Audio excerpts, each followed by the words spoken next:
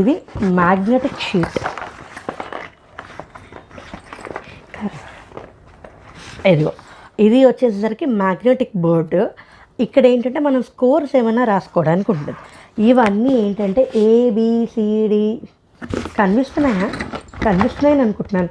ఏబిసిడీలు, తర్వాత 1 2 3లు, అలాగే పంచువేషన్ మార్క్స్ అంటే question mark, exclamatory, quotation marks, exclamation marks అలా కూడా ఉన్నాయి.